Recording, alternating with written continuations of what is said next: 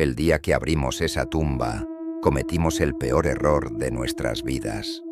El aire olía a tierra húmeda, a flores muertas y a un secreto que nunca debió ser desenterrado. No era una exhumación normal. Todo se sentía extraño, como si el propio cementerio contuviera la respiración.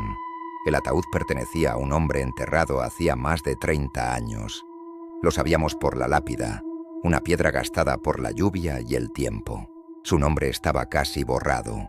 Las fechas de nacimiento y muerte eran apenas legibles, pero lo que más nos inquietaba era una frase grabada torcidamente en la base: la muerte no fue el final.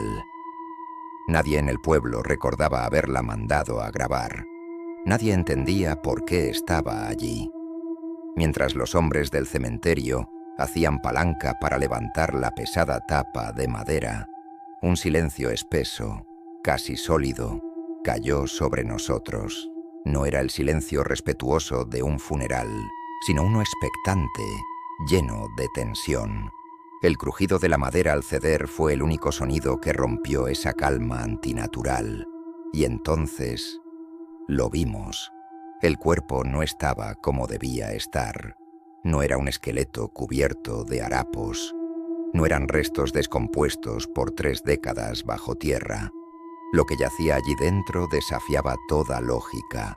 Su rostro no era el de un muerto antiguo. La piel tenía color, un tono pálido pero saludable. Su cabello era oscuro, fuerte y peinado hacia atrás. Sus manos, cruzadas sobre el pecho, no eran huesudas, sino firmes. Parecía dormido, un hombre de unos 50 años descansando plácidamente. Era demasiado joven, demasiado conservado. Imposible para alguien que había sido enterrado antes de que yo siquiera hubiera nacido. Nos miramos unos a otros, sin palabras, con el miedo helándonos la sangre. Algo estaba terriblemente mal. Esa noche, el verdadero horror comenzó. Me desperté de un sobresalto. Un grito desgarrador había roto el silencio de la madrugada. Era mi hija. Corrí a su habitación, con el corazón martillándome en el pecho. La encontré sentada en la cama, temblando, con los ojos abiertos como platos y fijos en un rincón vacío del cuarto. «Mamá», susurró con la voz quebrada por el pánico. Había un hombre aquí. La abracé, intentando calmarla, diciéndole que solo había sido una pesadilla. Pero ella negó con la cabeza, aferrándose a mí. «No, mamá, era real. Estaba sentado al borde de mi cama. Olía a tierra mojada, como el cementerio hoy». Sentí un escalofrío recorrer mi espalda. Me sonrió, continuó, su voz apenas un hilo. Sonrió como si me conociera de toda la vida. Hizo una pausa, y lo que dijo a continuación se grabó a fuego en mi memoria. «Mamá», me dijo que necesita tiempo, y que yo tengo mucho. En ese instante, supe que lo que habíamos liberado de esa tumba nos había seguido a casa. Desde esa noche, todo cambió. Él cambió. Los sepultureros, aterrados, habían vuelto a cerrar el ataúd, pero el daño ya estaba hecho. Yo no podía quitarme de la cabeza la imagen de ese hombre. Empecé a ir al cementerio al amanecer, obsesionada, buscando respuestas. Y entonces lo vi. A lo lejos, entre las lápidas cubiertas de rocío, caminaba una figura. Era él, el hombre del ataúd, pero no era el mismo que habíamos visto. Cada día que pasaba se veía más joven. Su cabello tenía menos canas, su andar era más firme. Primero parecía un hombre de 40 y tantos, luego de 30 y pocos. Lo veía caminar por los senderos, respirando hondo el aire de la mañana, como quien regresa a casa después de un viaje muy, muy largo. Miraba el pueblo desde la colina del cementerio con una especie de curiosidad renovada, como si estuviera redescubriendo el mundo. Y mientras él florecía, mi hija se apagaba. No era una enfermedad que los médicos pudieran diagnosticar. Le hicieron todas las pruebas posibles, pero no encontraban nada. Físicamente estaba sana, pero su energía vital se desvanecía día a día. Su voz, antes llena de vida, se volvió débil, casi un susurro. Su piel perdió su color rosado. Sus ojos, antes brillantes y curiosos, se volvieron distantes, opacos, como si estuviera mirando algo que solo ella podía ver, algo lejano que la estaba llamando. Dejó de jugar, de reír. Pasaba horas sentada junto a la ventana, en silencio, con la mirada perdida en el horizonte. Era como ver una flor marchitándose lentamente, pétalo a pétalo, sin que yo pudiera hacer nada para detenerlo. Sentía una impotencia desgarradora, una desesperación que me consumía. Sabía quién era el culpable. Sabía que el hombre del cementerio le estaba robando la vida, sorbo a sorbo. Pero ¿cómo luchar contra algo así?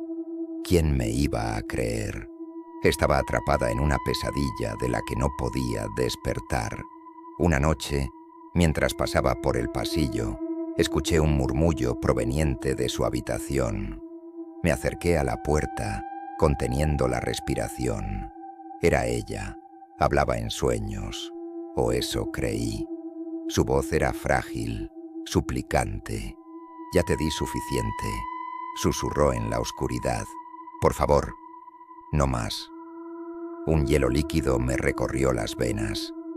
Entré corriendo a la habitación.